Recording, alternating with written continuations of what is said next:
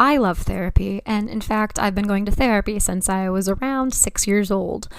Though I talk about therapy a lot and may interview some therapists on the show on occasion, nothing that is said in this podcast should be considered a replacement for therapy. If you are struggling, I urge you to please seek guidance from a therapist because you are absolutely worth it.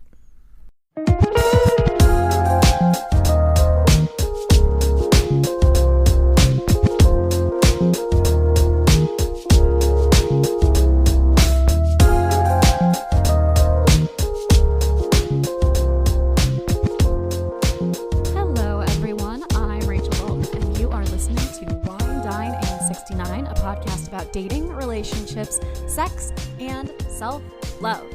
I hope everybody is doing great. As always, I am so exhausted. I have a ton going on right now. Everything's moving. Everything's happening very quickly. I think I'm gonna have to take some time off coming up. Everything's really nuts. But that's spring for you, and especially spring when the vaccinations are starting to come out and you've been cooped up from a global pandemic for the last year and couple months. So, exhausted, but moving, and hey, all good things coming up forward. So today, we are going to talk about soul healing. I have a wonderful guest that you are going to meet. Little content warning. We do talk about some pretty deep stuff. We don't go into intense detail, but my guest, Fatima, has been through a lot in her life, and the episode is kind of about her resilience and how the work that she has done to overcome a lot of the pain that she's been through. So again, no detail, but just know that we're going to touch on some themes that might be a little intense for some people. Before we get into that, though, I wanted to talk about the 36 questions that lead to love. It's a New York Times Modern Love. It's a New York Times article that is part of the Modern Love column, and it's amazing. I love it. I've never actually done it when I'm getting to know somebody, dating, but my partner and I did do it maybe like a year or two into our relationship, and I think it's a really great tool. So I feel like a lot of people do know what this is, but if you don't, I'm just going to give you a quick little overview here. The 36 questions that lead to love are a set of 3 different tiers of questions. Each tier is a little bit more probing than the last, and the purpose of these questions are to ask them to somebody that you are interested in, and it creates a closeness. It creates your vulnerability creates a closeness, I should say, because the questions get a little deeper with each round, as I said. So I'm quoting the New York Times article directly here, which quotes the study, and I will link both in the episode notes. And it reads, "One key pattern associated with the development of a close relationship among peers is sustained, escalating, reciprocal personal self-disclosure." And it can be really difficult to get to know somebody, and so I think that this is a good way to, you have questions that are already there that you just need to ask, and it can help to create closeness and create a vulnerability. And I've said on the show, I've talked to my guests before about how there are different types of vulnerability. I personally am less into vulnerability about how I feel about the person that I'm seeing. It's a self-protective measure, but I'm all about being vulnerable about who I am, because I honestly believe that if you are not being true to yourself, then the person isn't getting to know the real you. So just be yourself from the beginning, and if it's for that person, then great, and if it's not, then you're not wasting your time. On to the next. So I kind of wanted to go through, I'm not going to go through these questions because that would just basically be me talking to myself and being vulnerable with this microphone, but I figured that we can kind of go through the tiers. So the first tier has questions that are a little bit more surface level. So it asks things like, what would constitute a perfect day for you? Or do you have a secret hunch about how you will die? So, I mean, it's not light necessarily, but it's questions that are not just the basic, what's your favorite color? What's your favorite type of food? Tier 2 gets a little bit deeper. I would say that this asks more about like who you are and like what you've done. So what's your most treasured memory? What does friendship mean to you? And it kind of gets into like, where your values are and what your past is. The third tier gets even more deep. You can share with your partner an embarrassing moment in your life. It asks, when's the last time that you cried? So a little bit more intense and really putting yourself out there. And again, the idea is that by being vulnerable about who you are, what your background is, what your values are, and how you feel is going to create a closeness. But when I say create, I don't mean that it's false. It's just an easy, prescriptive way to ask questions that you naturally probably get to anyway. I've talked a lot about the 36 questions that lead to love with my friends in the past, and we've talked about the fact that if you're going to bring them up on the first date, do you need to do it in like some slick way, or can you just kind of say, something along the lines of, oh, hey, have you heard about the New York Times Modern Love column that talks about the 36 questions? And I think there's nothing wrong with that. You are on a date. This person that you're out with probably has some romantic interest in you, whether it's, having sex or whether it is, a more longer term relationship. So there's some interest in you. And so if you ask some of these questions and it freaks them out, then they're not the person for you ultimately. And that's good to know. So I totally advocate for this. I would be really curious to hear what the results are if you do end up talking about these topics with somebody. So let me know. winedine@allportsopen.com. And remember, you can follow me. I was going to say us. It's just me. You can follow me on Instagram, Facebook, and we have a YouTube channel. All right, so let's get into my conversation with Fatima. Fatima is so strong, such a beautiful soul. She was absolutely lovely to talk to. And we talk about some really cool things. We talk about soul healing. Her book is called The Prescription is in the Dirt, which is about this idea that like if you really want to heal, you need to go deep. Like you really need to do the work, and the work isn't going to be pretty. It's going to be really messy. When we talk about authenticity and heartbreak, because like I said, Fatima's been through some really intense stuff. So really cool stuff that we touch on here. I'm going to link in the episode notes, as always, where you can follow her, where you can find her book, etc. So yeah, everybody, wishing you the best, sending you so much love, and please enjoy my conversation with Fatima. What is it, honey? It's that darn ghost again. He just won't leave us alone. I guess we're just going to have to move. No, wait. Don't worry. We're not moving. He is. Who are you going to call? Blockbusters. Actually, we know nothing about catching ghosts other than what we saw in that old cartoon. But if you want a podcast where we talk about film, TV, random tangents that leave you wondering what the hell was that all about, and the occasional nugget of wisdom, then we're the ones for you. And if you act now, you can listen to our entire back catalogue for free. Did you say free? Yes, I did. So go now to your nearest podcatching device, shake off the ectoplasm, and download us today. Warning, listening to Blockbusters can lead to stomach cramps from laughing, headaches from attempting to remember what tangent they went on this time, and a worn-out section of your device's screen/keyboard as you smash the replay button over and over until the next episode arrives. If your Blockbusters episode lasts longer than 4 hours, tell your doctor so he can listen as well. Hello, everyone. Welcome back. I am here with my guest today, Fatima. Fatima, how are you? I'm doing good. Thank you for having me, Rachel. I'm so excited to talk to you today. This is a subject that is near and dear to my heart. So let's kind of just get into it. But first, tell me a little bit about you. Like, how did you get into this? What's kind of your story? Sure. So I'm long-winded, so I'll try to make it short. I No worries. I grew up with all boys as my siblings. So I grew up with 5 brothers. I'm the only girl. Definitely, unfortunately, too, no princess in my home. It was more so you fall in line with the rest of the boys. So I grew up pretty tough, pretty rough around the edges, I would say. And now I have all boys, so ranging from 21 all the way to 7. And so Oh, that's wow. special in itself. Yeah, God definitely has a sense of humor, how that worked out. I grew up in Vegas. I'm born and raised actually in Las Vegas. And so in the rougher parts of town, they do exist in Las Vegas. Not everyone is able to live near the strip or on the Hmm. strip.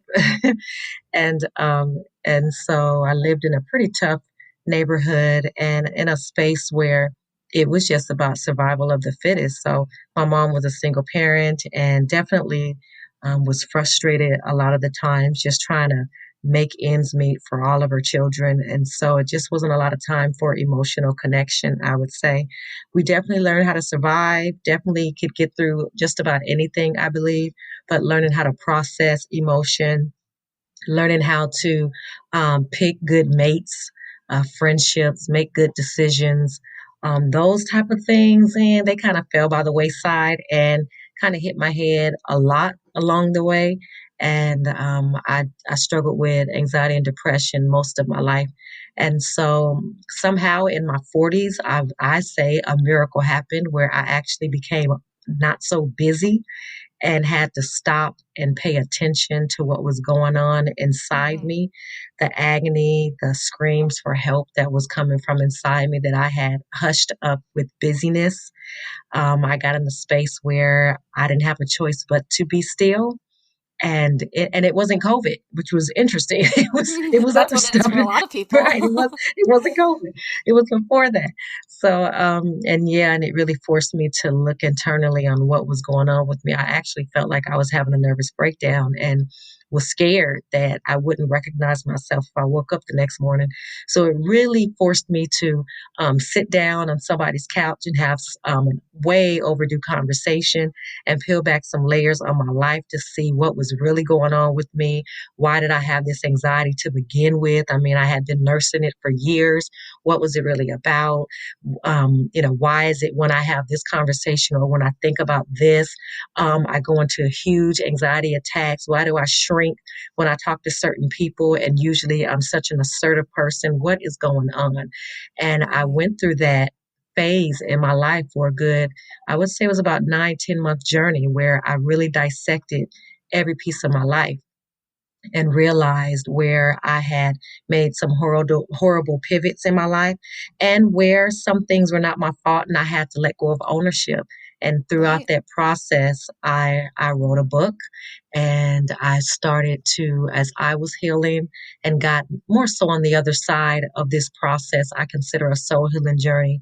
I was able to write a book about it and start a platform where I could help other people heal themselves also.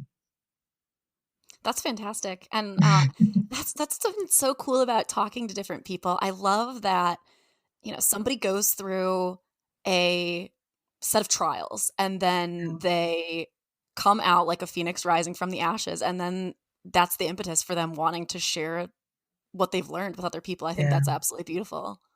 Yeah, absolutely. It was, and it, I think that when you are changed in such a magnificent way, meaning just true transformation to where you don't even realize that you went through all of that, Hmm. because you're just so busy being right in the middle of it that once you come out of it, it's just miraculous that you survived it. And not the horrible things, but just transformationally wise, looking internally inside yourself and coming out a completely different person. When you go through something like that, I would think that it naturally hits you in a space where you just want to share it. You just want to share it with the Hmm. world. And so it really lit a fire up under me to help other people that I knew were hurting. And I may not know their entire story, but I knew enough to know that they could get help also. And where some people were excited about the venture, other people not so much. But I believe that God gave me a platform to where He's allowed me to help those people that were once strangers to me. And He's allowed Hmm. me different platforms so that I could meet new people and hear other people's stories and help them walk through their soul healing journey wherever they are, at wherever they fall on that path, and just be able to walk alongside them in their own soul healing journey, asking those same or similar questions that I had to ask myself, to really figure out what their purpose is in life, and really more so to let go of the pain and the agony that they have carried throughout their life up to this point, so that they could have space in their heart to find their purpose. I love that. Can you just define soul healing for me? I mean, I think that Yeah, we kind of get a sense of what it is just based on the fact that it's these two words compounded together. But like, what is it to you? And kind yeah. of talk to me, because it's a huge part of your brand. Just kind of talk hmm to me about what that means. Yeah, for me, when I say soul healing, I mean truly, truly going beyond the surface of what people think of me, of being popular, going way beyond that and going to a much deeper space of what is my spirit, my soul trying to say to me. And in order to do that, you have to pay attention to every piece of you. So, in other words, you have to pay attention to how your body is responding to certain events. You have to pay attention to where you are spiritually, whoever your God is that you serve. Are you as connected as you maybe should be? Have you faltered off in some practices that you would normally do to keep yourself in a balanced state? It deals with the mental as far as, are you easily triggered to respond in certain ways that don't do anybody any good, especially not Mm-hmm. yourself. So it encompasses every piece of you, all your senses. Um, are you losing sleep? Are you losing the ability to want to eat healthy or just eat it all? Are you, are you becoming more isolated? What is going on with you that's causing you to change who you maybe long to be or who you used to be? Like, what is going on with you? And in order to be able to get to that deep space, you have to learn to stop and, in a sense, meditate, or just really have a place where you can stop and listen to every piece of those things that I just expressed. Every piece of those, or every element of those things that I just expressed, to identify if you are headed in the right direction. I truly believe that a lot of times our senses, we can say our gut instinct tells us that we're going in the wrong direction, but our Mm-hmm. desires are often so much louder that we ignore it. And then when it goes wrong, we say, dang, I knew I shouldn't have did that.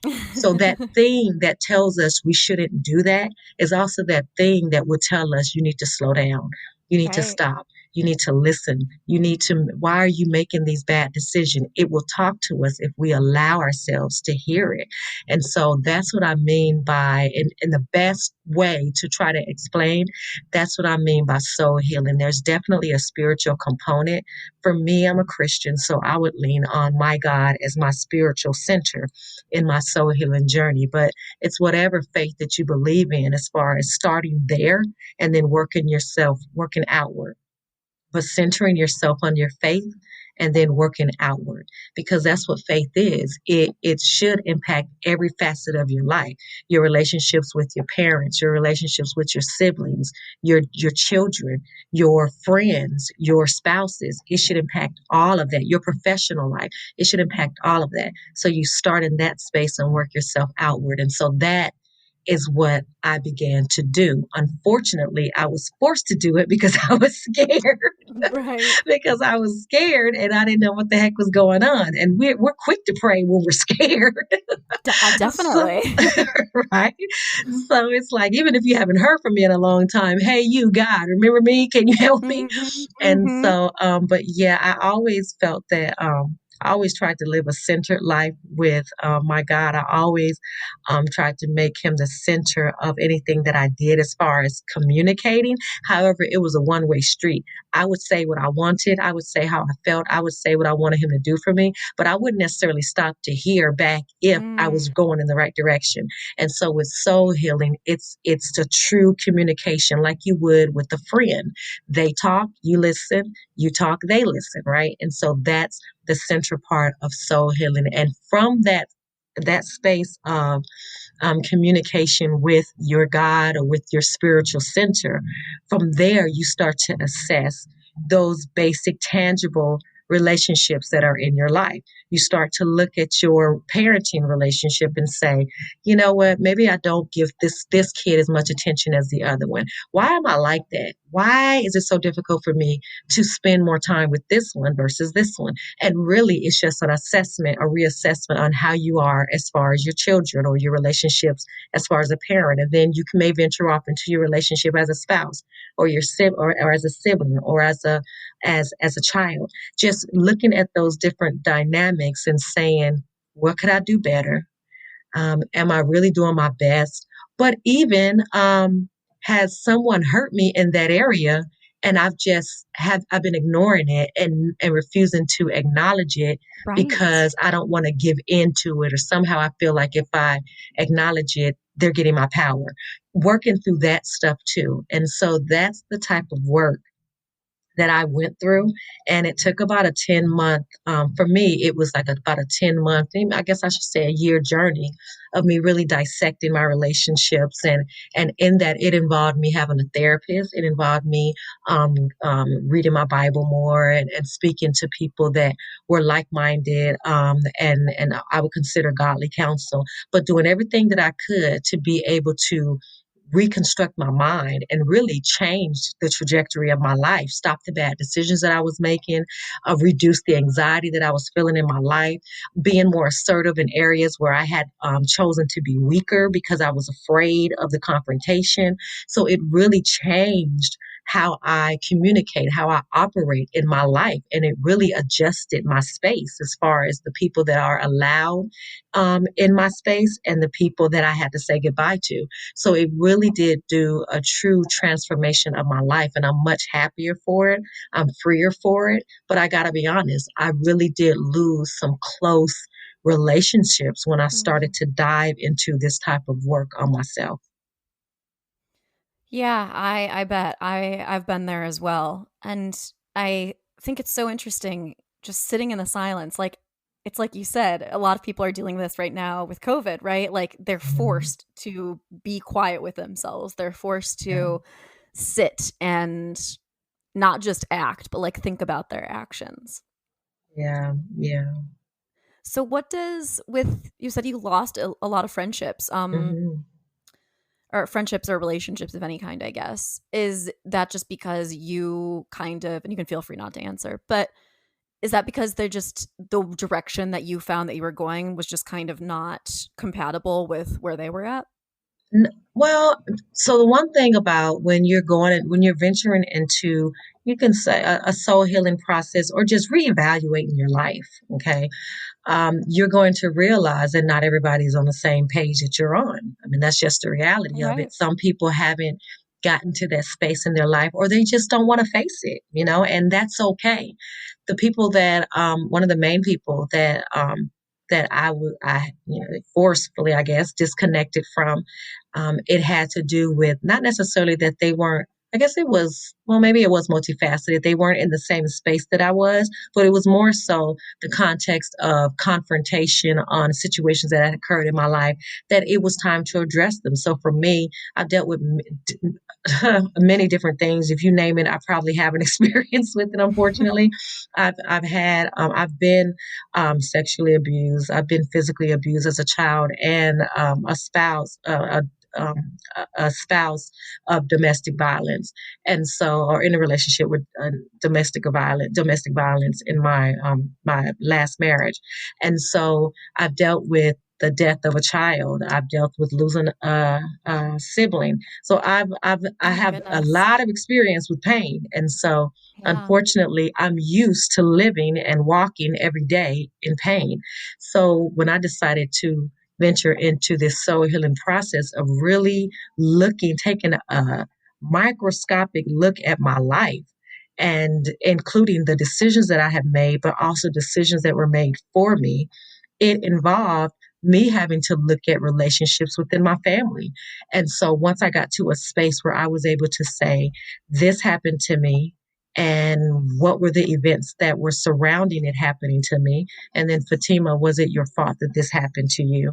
And what was the damage that occurred? What would you have done differently? If it was your fault, what would you have done differently? But if it wasn't your fault, What would you have liked to have seen done differently? And then get into a place where I could say, okay, now that I've realized that this situation was not my fault, is it okay to have that conversation with this person and say high insight, why was this allowed to occur? And when I would approach those type of conversations, unfortunately the person wasn't exactly thrilled to have the conversation, and so Sure. it resulted in me losing family members, and that was the unfortunate part of it. And when I say losing them, they didn't die or anything, but as far as Hmm. they're concerned, I'm no longer a part of their family. And that broke my heart. However, in saying that, I also found my voice for the first time. I went through this when I was sexually abused at 11 years old. It took me until I was 44 to be able to actually have a conversation. And so for 34 years, I held on to the idea that somehow I was at fault.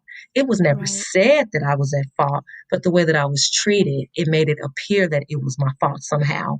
And so I carried that guilt on my shoulders and tried to make things right in some way or fashion that is impossible to make something like that right. It's like you're trying to pay a debt that you can never repay. And I lived my life that way. And it wasn't until I started walking through my soul healing journey and I started peeling back the layers on specific incidences such as this in my life and get into a place where I was able to look at it head on and say, but Fatima, was this your fault? You was 11 years old. Was this your fault? And Hmm. actually able to say for the first time, I never said it before, for the first time being able to vocalize and say, no, it was not my fault. It's like a light went off in my head. Right. And then from there, I was able to set myself free and feel confident enough to address the people who were at fault and try to have a conversation.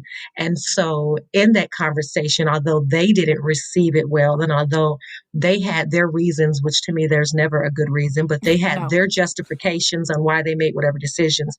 For me, when I walked away from the conversation, I felt free. And the reason why I felt free is because the soul healing journey was about me. It wasn't about them. And it was Mm. about me finally having my voice and being able to stand up for myself and say, this happened to me. It was not okay. I recognize now, sure, it took me 34 years, but I now recognize that it was not okay. And I'm expressing that to you, and I'm putting the blame or the fault or what have you on the right person, and I'm no longer holding on to it. And so even though I couldn't control the external events that happened, I was able to finally look at myself in the mirror and say, you awesome. Okay, you, not even you awesome. Okay. And I was able to talk to the 11-year-old girl that was inside of me and Yes. finally release her and say, from now on, I will forever protect you. Nobody protected you at 11, but I am going to protect you for the rest of my life. And there is a type of freedom that I cannot even, I just don't have the words to express the freedom that you feel from the inside out when you do that type of work and you're able to release those young ones that are dormant inside of you who have been hurt and never got an apology. The Mm. saying goes, when the child in you heals, the woman or the man will heal also. And so it was through my soul healing journey that I was able to heal that 11-year-old girl. But I was also able to heal the 18-year-old girl who went through something. And I was able to heal the 2-year-old girl who went through something. And the abused woman who got married the day after her 21st birthday who went through abuse. I was able to heal those pieces of myself. And that's what the soul healing journey is all about. That is beautiful, and I am so sorry for all of your losses. Thanks. But I am also just so impressed by how far you've come and how much you want to share because of that. Yeah. Um, Tell me a little bit about your book. Your book is called The Prescription is in the Dirt. Yeah. When did you write it, and kind of what is it about?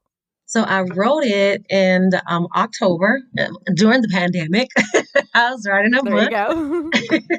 So it really just fell in place. I truly believe, Rachel, that we're not able to get to our purpose unless we do the hard work, like move all that junk out of the way. And so for me, I had no idea that I was going to be writing a book. My entire life, though, I loved to write. When I was a child, like a kid, junior high school, I was on what was it, the journalism team at school. And so I would write the articles, and I was in high school. I was a reporter or a journalist and an anchor and in the telecommunications department. And so I always had a love for writing and creating stories, but I never did anything with it. Life happens and you move on, Right. and you fall in love with a boy, and then you don't go to college, and then you make all these crazy decisions, and you have kids, and just life goes on. And so Mm-hmm. I had lost the joy of writing ages ago, because truly when I would journal, it was all pain. It was all painful things that I would write in my journal, and I got tired of reliving it. So I just stopped writing. And it wasn't until I was going through this process that my therapist actually encouraged me to start back writing. And so it was during this journey that I was answering a lot of deep thinking questions that many people would maybe turn away from, that I was facing those questions and answering them and journaling my answers. So when I got to the other side where I was in a healthier place, I was able to look back at all the material I had written, and I said one day, well, dang, that's a book. And then from Yep. there, that was just the foundation. And I just went in and just added more detail. And by then I wasn't afraid to face my truth. I wasn't afraid to face my past. It was no longer something that I felt shame over.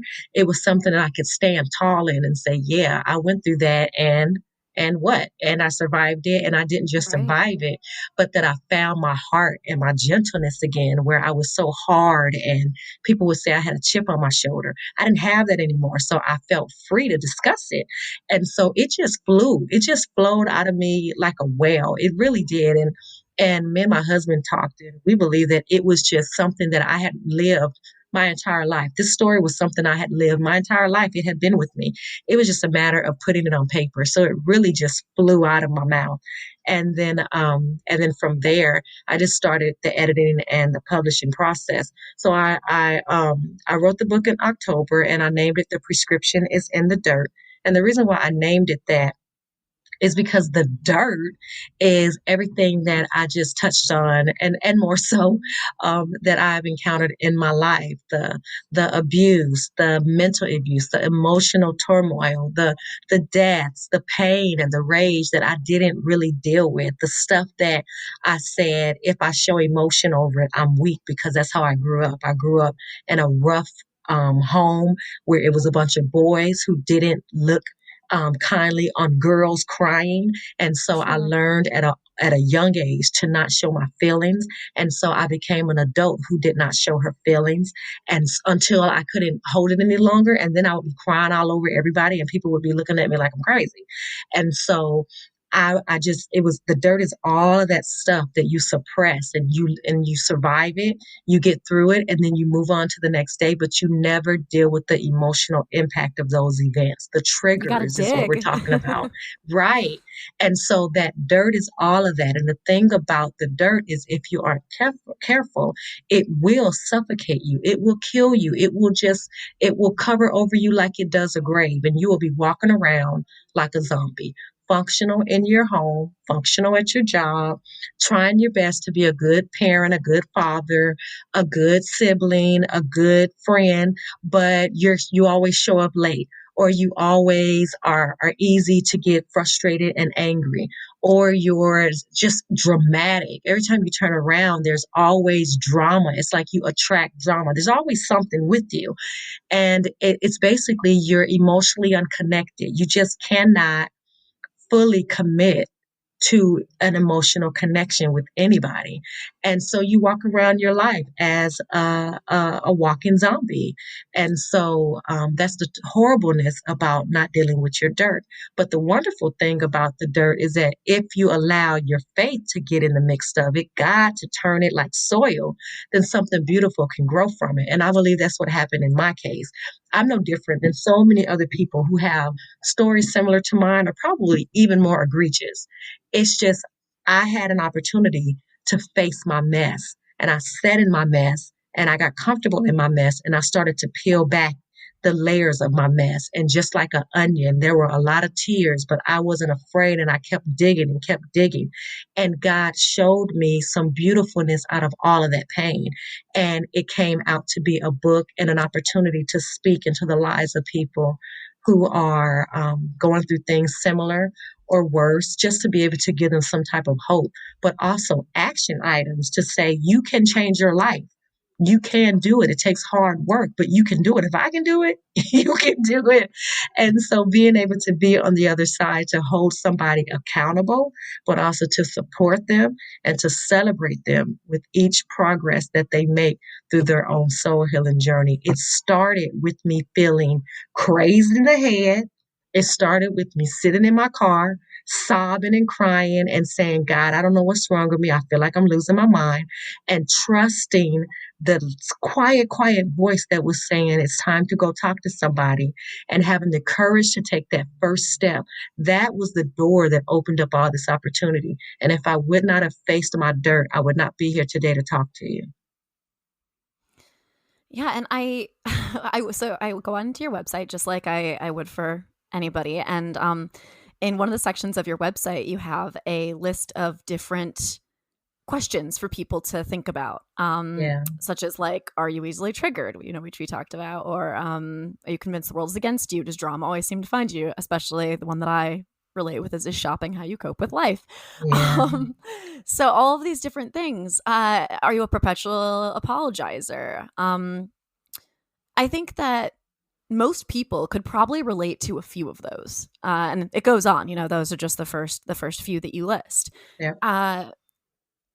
It's kind of a soothing thought, I think, in a way that all of us are working through whatever it is that our issue is, right? Yeah. Like we're all suffering in some way. We're all trying to cope in some way.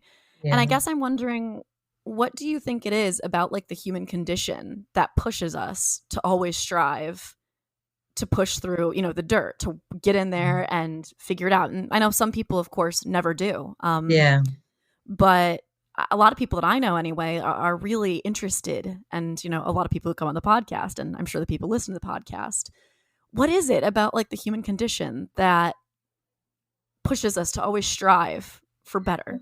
I think that at the end of the day, we all want to finish well, especially when we're in a space right now where we have truly seen a number of deaths just skyrocket so high to where it became just like, shoot, it acted like it was the lottery numbers. I mean, the number just, it was like it was the megabucks number, it was just so high. It was just ridiculous. And I think it makes our mortality just so more present than what makes us comfortable. And we make either one or two decisions. We either decide to pretend that it doesn't exist and completely live in a place of denial because we're afraid to face our mortality, or we say, I need to get right. I need to make sure that I'm living on purpose, that I'm making a difference in this world. Like, what am I here for? Like, that's when you start asking those questions. Like, what am I even here for? It's like, there's got to be something more than me just going to this job and leaving and paying these bills. There's got to be more. That's when you start to ask those type of questions. And so you can fall on either side of the spectrum. Unfortunately, there are people who I believe are more afraid of looking in the mirror and looking at the hand on the clock or the expiration that's approaching. So they just don't even pay it any attention. They just live every day and just pretend like they're going to be here forever. But then there's the other side that is courageous enough to face it and face those questions. And although they may not find all the answers, I definitely don't believe we ever will. At least they're trying to be the difference, be the change that they want to see in the world. And so it sounds like those are the people that you are fortunate to speak to. But in regards to what you said about we all fall in that list, right? Somewhere in that list we fall in there. The items that you found on the website where it's asking these questions, do you do this? Do you do that? Mm-hmm. Most of those things were me. Most of those things I did. Those are the things I did. I apologized like crazy when I was younger. People would tell me you apologize too much. And then I would say I'm sorry for apologizing too much. I would just Right. apologize or just emotional shopping. I figured that out a couple of years ago that my major coping skill was shopping. I didn't care if I was going to go buy Fruit Loops at the store for the kids. I needed to shop. And when I would shop, it would soothe the anger or the Mm-hmm. frustration that was inside of me. It felt like, I'm sure it would feel like if I was smoking a cigarette, it soothed my nerves in that way. And so if I was rousing up with anxiety, if I shopped, it was like medicine. And I had to learn to cut that off and to not use that as a coping skill and instead use the resources that I had learned in therapy to be able to acknowledge what triggered me and then work backwards to see why did that make me feel the way that I felt. And so I had to do the hard work instead of taking the shortcut to the shopping mall. But Right. all those things most of those things that were on there was me. I was the one that was crazy angry. And when I was a single mother with my two children and my older son, he got the brunt of it. And I was just, he wasn't, he gave me a run for my money. You better believe it. And he would attest to it. But me as a parent, I just would get so frustrated because I would feel like, why don't you understand the sacrifices that I'm making for you? Why don't you understand? And so I would parent him from that place, not parent him from a kid will be a kid. I would parent him from this high expectation of you should understand the sacrifices I'm making for you. And so I Sure. lived frustrated. And so you may not be like me because I fell in a lot of them. Maybe some people only fall in a couple and they may say, well, you know what? I'm pretty okay. I mean, I ain't feeling this and that. That's just what I do. That's just how I cope. My question is always, how bad do you have to be to change? How bad Mm. do you have to be to work on yourself? It doesn't mean that you have to be a serious basket case like I was, but it also doesn't mean that you should be content with the complacency, right? You can always strive to be better, and thinking about why we always strive for better. For me, I think when I leave this earth, I want to know that my legacy meant something. I want to know that I did the best I could with what I had. And I certainly believe that I'm not just here for the sake of my family. We all are interconnected in some way, regardless of our race, regardless of our age. We are around different races, different ages, different um, um, ethnicities all the time. And we would be amazed at how many people that we are so similar to. If we took all that away and just had a genuine conversation, how much we can relate to each other's pain, to Right. each other's joys, to each other's questions about faith and all this stuff. There is so much more that we have in common than we do that separates us. But so often we don't give ourselves the ability to get that intimate with one another. And we don't even get that intimate with ourselves. And so this soul healing program or journey that I have in place pushes you to become intimate, at least with yourself, to look at yourself straight on in the mirror and say, okay, you do good in these areas, congratulations, but you are a mess in this area. And you got to you know, and then work on that one thing. And it's all about baby steps. Nobody's talking about success and succeeding all the way as far as like being perfect. It's all about progress. But the point is that you are progressing and that you are trying to just fix those things that you know needs to be corrected. If you are a workaholic to the point where you're missing your children's big events, to the point where when it's date night or when it's movie night with the kids, you can't even pay attention because you're so busy working, that's a problem. And so trying to work on that area, what makes you be that way? Where did you learn that behavior from? Where did you see that to where that was okay? Okay, now do you want your legacy to be that? Do you want your legacy to be that every time you were at home with your kids, you were not at home? And if you don't, now's an opportunity to change it. And so that is what I'm hoping that people will get out of working any of the study guides that I share on my site, as well as working one-on-one with me. Definitely. Yeah, I actually wanted to ask you about one of those things. You talk about a self-concept makeover, Yeah. which I love, and I just kind of want to hear like what that looks like. How you work with somebody to give them a self-concept makeover. Does it have to do with like, mental health and confidence? Like, just tell me all about it. Yeah, absolutely. So I'm grateful that I have study guides, and so I think those are a great foundational piece because it gives the person the opportunity to be able to work it at their pace. Although I do try to keep it a little structured, but they're able to work it at their pace and just really truly get back to the basics of this is not about Fatima. This is about you, right? And I like to put out there that it's not my job to save you. It's up to you to save yourself, right? But I'm going to come alongside you, walk with you, hold you accountable, support you, congratulate you, celebrate you, give you insight where I can, and just really be that safe place to fall for you. But it starts with a study guide as far as these are the questions that you're going to answer about yourself. And now let's get together and let's process that together. Let's talk about what you wrote down when you were being vulnerable. Let's talk about what you wrote down, not what you want to paraphrase now that I'm around. Mm-hmm.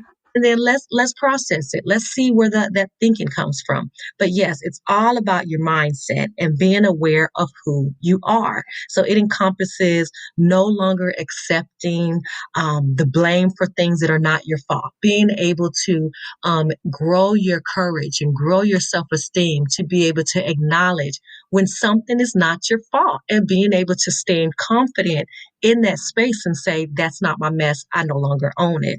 It's realigning with the things that bring joy in your life. And so being proactive to increase the satisfaction and gratitude in your life and tapping into who you wish to be or who you wish to be and taking action to be that person. And so I come alongside and we reinforce self-esteem and we discuss different ways of increasing your self-esteem and your confidence and really looking even at your relationships as far as, again, not taking the blame, even in that regard, as far as it takes two people in a relationship. And so it takes people to make it work, but it also takes two people to screw it up, right? So it's like Definitely. really, really diving into that mental concept of what you view as your fault and not your fault. Why, as far as what you believe you need to do to appease to someone, and if that even makes sense, really being able to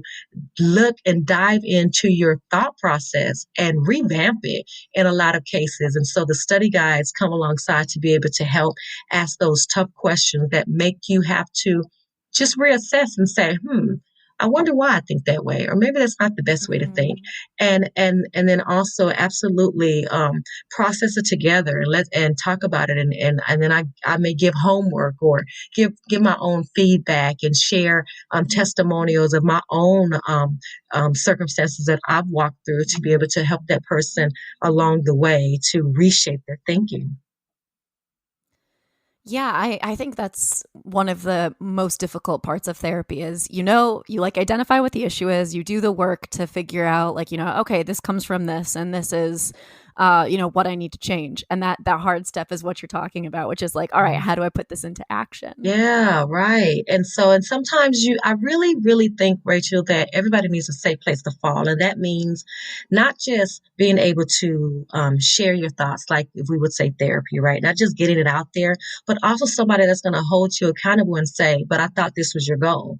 And so this is your goal. What are you doing to meet that goal, right? And being able to walk alongside the person and call them out when they're not doing what they say they want to do. Because at the end of the day, you get out of it what you put into it. And so the tools are made available, just like if it was therapy, the tools are made available, but it's up to that person to do the work. And I had to learn that the hard way. And it is a tough journey, but it's a worthwhile journey. I really think it boils down to how much freedom do you want to have in your life? And I'm not talking about tangible or monetary. I'm talking about inner peace. Sure. inner, serenity. How much of that do you want in your life? When people talk about you, when you're not popular, when folks that you love the most don't call you for your birthday, and those things that would break your heart normally, but you walk in peace with it, it just falls off your back. That there is a place that where that's possible. I live it. I've lived it. There is a place where that is possible. But if you would have told me that 2 years ago, I would not have believed it. One iota, I would not have believed it. But I've walked it. I never thought that I would be able to change my life. I always thought that I could change my home, I could change my car, I could change my clothes, I could change my hair. But I Mm-hmm. never once thought that I could truly change the trajectory of my life. And I have been proven wrong by doing this hard work, this tough work, as far as looking at myself in the mirror and acknowledging the areas where I was failing in my life and saying, okay, from this day forward, I'm going to make some positive changes in my life to reverse this that I'm doing, to reverse this relationship, reverse the relationship with my children, reverse the relationship in my marriage, make it better, and show up and be conscious about the decisions that I was making that impacted not just me but my family. And when I changed my decision making, my atmosphere changed. And so I've got more peace in my home. And then that meant more peace in my life. That meant more peace inside me. So it is definitely possible. It's just a matter of how much do you want it. Absolutely. And I think that like kind of ties into another question that I had, which was you talk about self-victimization on your site as Mm-hmm. well. And you talk about authenticity. How do Yeah. those things kind of tie into each other and tie into this work? Well, I definitely believe that in order to be authentic, which is really just being able to be your truest self without apology, Mm-hmm. just being able to say, this is me, truly inside and out, this is me. And you take it or you leave it. Sometimes we are so good at being that way when we're angry people. And Yes. and we're like, well, this is me, and when we're reckless, we can say, this is me. But when we're dealing with our insecurities and Right. being able to expose our insecurities and saying, this is me, that takes a whole nother level of courage. And so, but that's what I'm talking about when I say authenticity. In order to be that, though, in order to get to that place, again, it starts with dealing with that dirt. And a part of dealing with that dirt is letting go of self victimization. Now, for me, honestly, Rachel, that was the more difficult one because, for all intents and purposes, there was a great amount of my life where things happened to me that was not my fault. Of course. And Yeah. and so when I heard somebody say self-victimization, it made me naturally want to say, but what do you mean? I was a victim. Right. How do you Right. that I can't be a victim? I was a victim.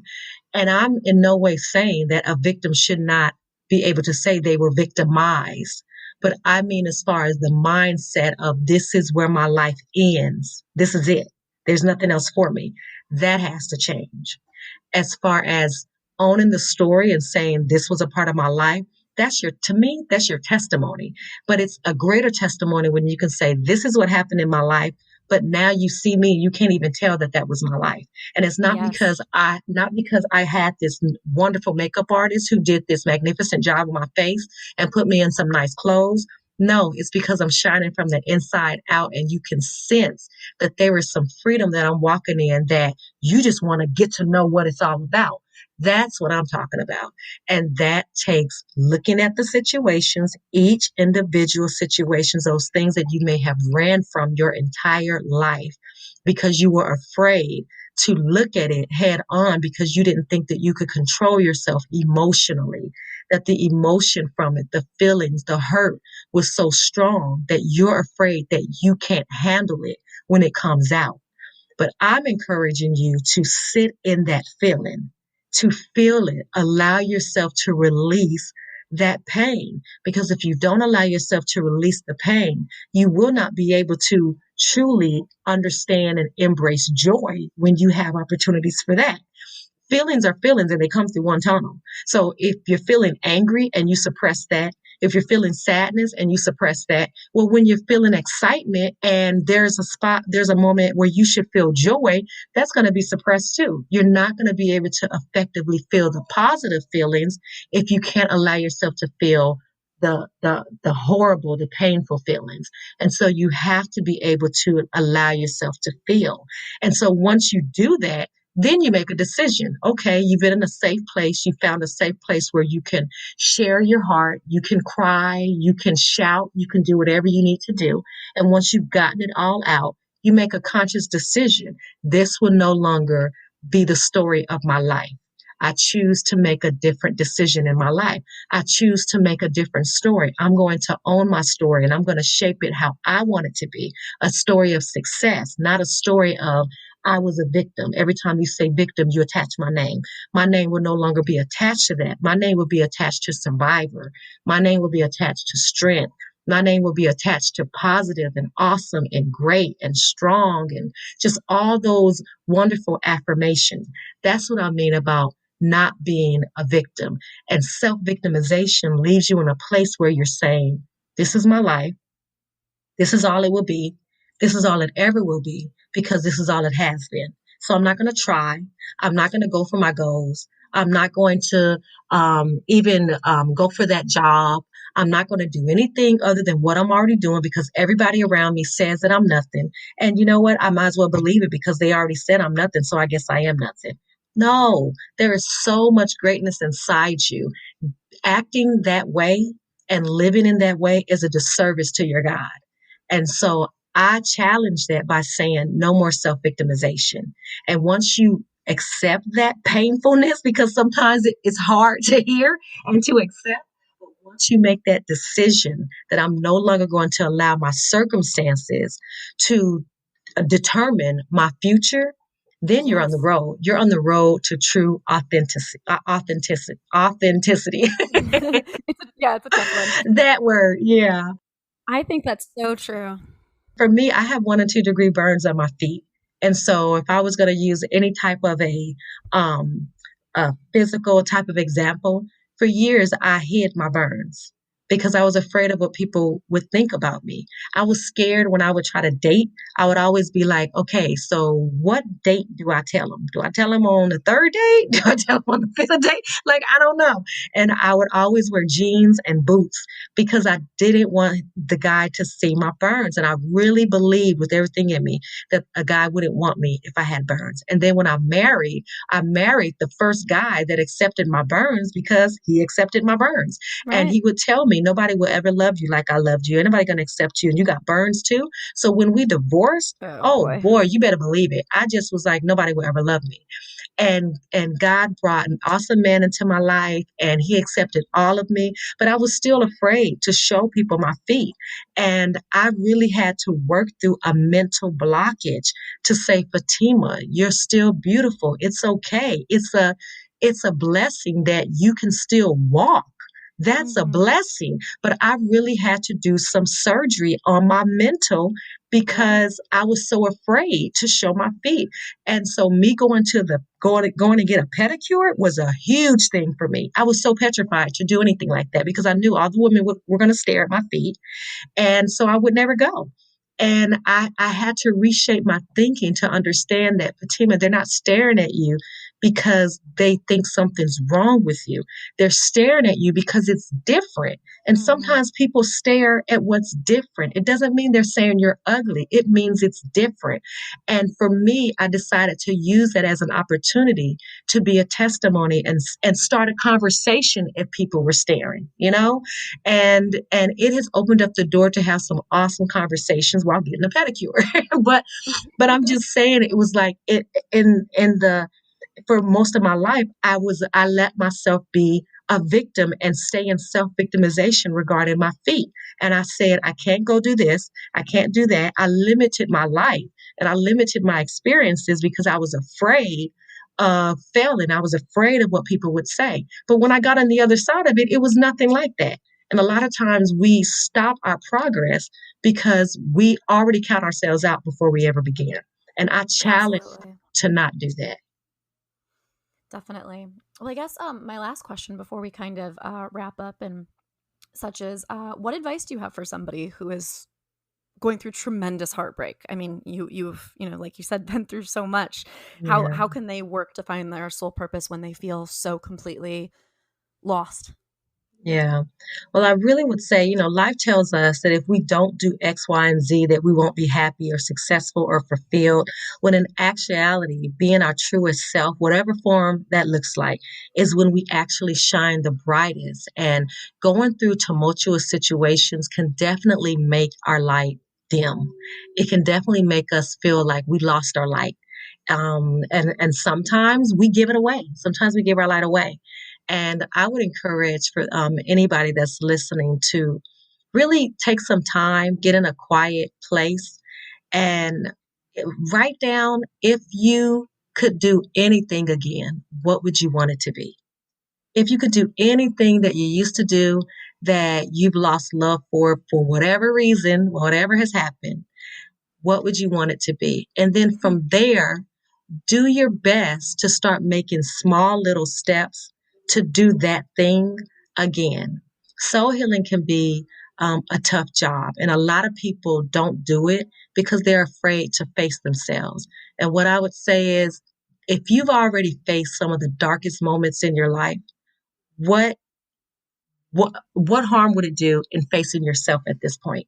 You Sure. can do it. You have the power. You've made it through such tough things so far. You can definitely look at yourself and look at your life situation and choose to do some damage control, right? And what that means is a step-by-step process. Number one, find a safe place to fall. Everybody needs that. Everybody needs a place where they can go be their most raw self and not be judged. Okay. And so find that place. If that not all the time is that a family member or your spouse, sometimes it's a friend. But either way, find that safe place. Number two, definitely, once you find that safe place, somebody that's willing to pray with you and for you and walk alongside you, together, you guys look at the hard truths about your life, about the decisions that you may have made, or about the horrible things that have been made, decisions that have been made for you that you befell unto, but have the courage to look at those situations.